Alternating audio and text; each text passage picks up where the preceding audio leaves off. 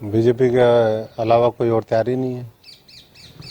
तैयारी बीजेपी के रोज कार्यक्रम देख रहे हो आप।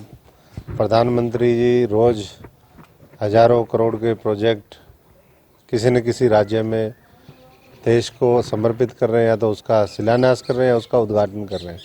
आज भी 4 बड़े शहरों में मेट्रो शुरू हुई, जो अपने आप में ऐतिहासिक है। आज वेस्ट बंगाल में उन्होंने खुद जा कर के वहाँ पर समुद्र के बीच से, पानी के बीच से भी मेट्रो शुरू करी है। पूना में शुरू हुई, त्रिची में शुरू हुई तमिलनाडु में, और साथ साथ आगरा के अंदर। बहुत ही ऐतिहासिक दिन है। और साथ साथ आज अंतर्राष्ट्रीय महिला दिवस के उपलक्ष्य में आज जो नारी शक्ति वंदन अभिनंदन प्रोग्राम, जो सेल्फ हेल्प ग्रुप्स हैं, उनको किस तरीके से आगे बढ़ाया जाए, देश में 3 करोड़ लखपति दीदी कैसे तैयार हों, उस संकल्प को लेकर के, और जिस तरीके से गैर भाजपाई राज्यों के अंदर महिलाओं के ऊपर अन्याय और अत्याचार है, उसमें बंगाल का उदाहरण आपने सबने देखा कि साजा शेख, जिसको वहाँ की सरकार बचाने में लगी हुई है, उन तमाम मुद्दों का उन्होंने जिक्र किया। और उन्होंने ये भी जिक्र किया कि एक समय वो भी था जब नरेंद्र मोदी जी ने सब कुछ छोड़ करके और देश के प्रति जब अपने आप को समर्पित किया, तो किस तरीके से गरीब किसान, मजदूर और ख़ास तौर से जो माताएं बहनें थी, उन्होंने जब उनके पास एक पैसा नहीं होता था जेब में, तब भी उनके दर्द को समझा। और मैं समझता हूँ कि आज इसीलिए और ज़्यादा शक्ति और प्रेरणा के साथ और ज़्यादा जिम्मेदारी के साथ वो देश में आज मजबूती से काम कर रहे हैं, ताकि करोड़ों लोग अपना जीवन बेहतर कर सके।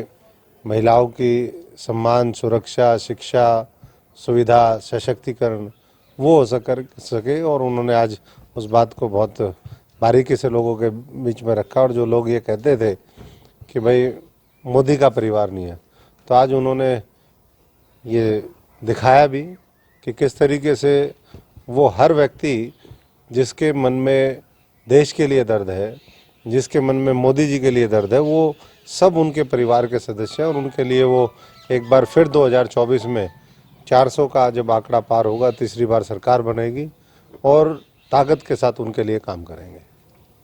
हरियाणा बीजेपी की क्या तैयारी है? हरियाणा में भी बीजेपी की बहुत तैयारी है। आज भी हम रोज किसी न किसी, अभी लगातार 3-4 दिन महिलाओं के सम्मान और सशक्तिकरण के लिए कार्यक्रम है।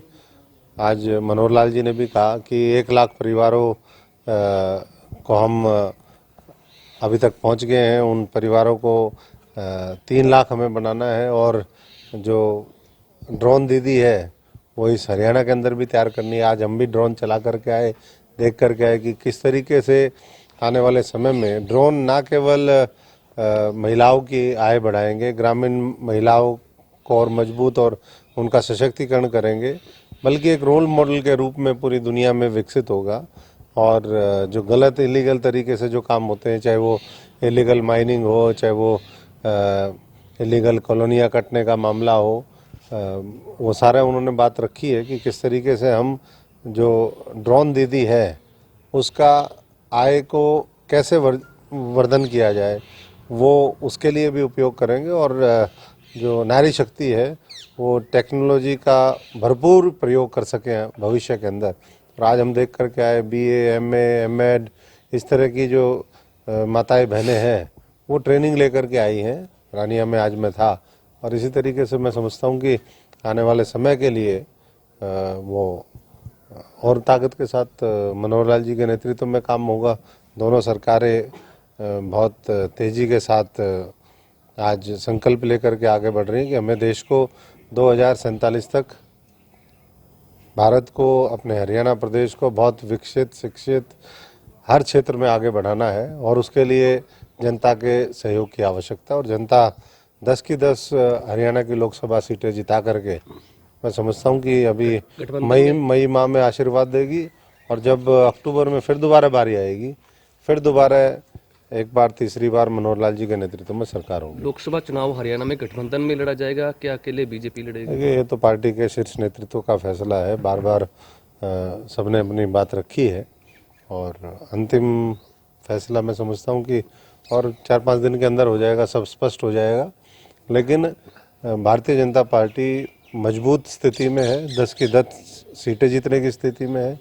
बाकी जो तालमेल है वो कैसा बैठेगा, किस तरीके से होगा, वो तो नेतृत्व का फैसला होगा। सबसे पहले बीजेपी ने लिस्ट जारी की, कितना मानते हैं कितना फायदा होने वाला क्या? बीजेपी तो हमेशा सबसे आगे है, संगठन की दृष्टि से भी, जमीन पे मेहनत करने में भी और अनाउंसमेंट में भी और काम करने में भी।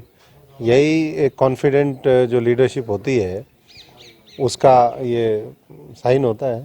तो जहाँ एक एक दिन में 550 अंडरपास, ओवरब्रिज का उद्घाटन हो, 1000 से ज़्यादा नए रेलवे स्टेशनों का हो, तो इतने बड़े बड़े पैमाने पर मैं समझता हूँ कि अगर काम हुआ है तो आप सिरसा का ही रेलवे स्टेशन देख लीजिए, कितनी जगह, एक ही जगह भट्टू में, कालावाली में, बड़ा गुडा, कितने प्रोग्राम एक ही दिन में हुए, जो अपने आप में मैं समझता हूँ कि ऐतिहासिक है और अभूतपूर्व है।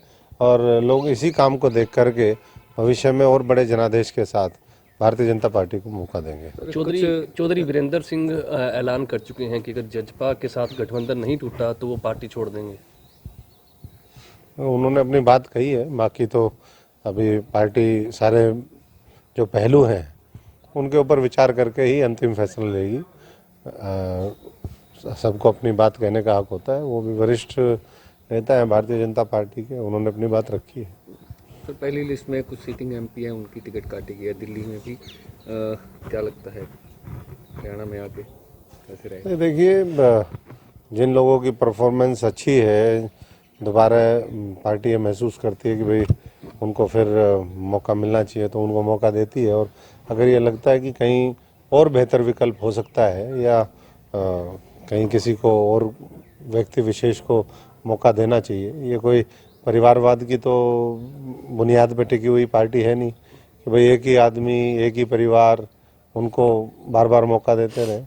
तो जो भी उपयुक्त लगेगा वो मैं समझता हूँ कि सारे फीडबैक के आधार पर, या व्यक्ति विशेष का किसी का मामला नहीं है, ना काहू से दोस्ती ना काहू से बैर, जो देश के लिए, प्रदेश के लिए, जनता के लिए अच्छा होगा उसको भारतीय जनता पार्टी का शीर्ष नेतृत्व मौका देगा। और वो सारे जितने भी सर्वेज हैं, जो संगठन की तरफ से फीडबैक आता है, मैं समझता हूँ कि जितनी पारदर्शिता भारतीय जनता पार्टी में है, टिकटों के वितरण को लेकर के, संगठन के निर्माण को लेकर के, संगठन में काम करने की दृष्टि से जो आत्मीयता और प्यार प्रेम का भाव यहाँ पर है, वैसा कहीं नहीं है। आपकी दावेदारी है लोकसभा चुनाव को लेकर? मैं तो किसी चीज़ का दावेदार नहीं हूँ, मैं तो काम करने का दावेदार हूँ। और काम करने का मौका पार्टी भी दे रही है, प्रदेश की जनता भी, वो भी मैं समझता हूँ कि हमेशा उन्होंने भी मौका दिया है। तो जहाँ भी देती है तो मैं कह रहा हूँ, जो भी पार्टी का दायित्व है, जो मौका पार्टी देती है तो वो तो काम करा ही जाएगा। आज भी पार्टी ने ड्यूटी लगाई थी, हमने आज भी किया, पहले भी जो जो ड्यूटी लगती रही वो करते रहे, आगे जो ड्यूटी लगेगी वो करेंगे। माना जाए भी अशोक तंवर कुछ मांगेंगे नहीं, अगर पार्टी देती है तो उसको एक्सेप्ट करेंगे। मांग तो दुनिया रही है, मांगने का सवाल नहीं होता, ये संगठन देखता है कि भाई किस व्यक्ति को कहाँ किस रूप में उसकी सेवाएं वो देश और प्रदेश के काम आनी चाहिए, संगठन के काम आनी चाहिए। और उसके हिसाब से आज को ये, कल किसी और को मौका मिलेगा। और मौका निरंतर अच्छे लोगों को मिलना चाहिए, अच्छा नेतृत्व निकल करके आना चाहिए, जो विजनरी हो, जो मोदी जी के विकसित भारत की जो सोच है, मनोहर लाल जिस तरीके से पारदर्शिता के साथ काम कर रहे हैं, उसके साथ मैच करता हूँ। एक आपकी दोनों जो पुरानी पार्टी है, कांग्रेस और आप पार्टी, उनका गठबंधन हुआ है हरियाणा में, किस तरह देखते हैं? मैं क्या देखता हूँ, जनता देखेगी उनको। चुनाव भी लड़ेंगे? वो तो लड़ ही रहे हैं। सुशील गुप्ता जी। अभी तो देखो मैदान में वो कैंडिडेट ही नहीं है उनके पास, सारे तो मैदान छोड़ छोड़ करके भाग रहे हैं। किसी से भी पूछो कहते हैं मैं नहीं लड़ूंगा। तो ऐसे में उनकी सोच भी ठीक है भाई, हारने के लिए लड़ने से अच्छा कि ना लड़ो, बार बार हार का किस लिए सामना करना पड़े। तो इसलिए उनके पास साझे उम्मीदवार भी नहीं है और भारतीय जनता पार्टी पास उम्मीदवार ही उम्मीदवार हैं। और उन उम्मीदवारों में से बेहतरीन जो उम्मीदवार होगा, जो जनता के हित को सर्वोपरि रख के जनता के लिए समर्पित भाव से काम करेगा, वो मैं समझता हूँ कि जनता उसको मौका देगी। लेकिन इतना तय है कि 10 के 10 जगह कमल का फूल खिलेगा और कमल ही उम्मीदवार होगा।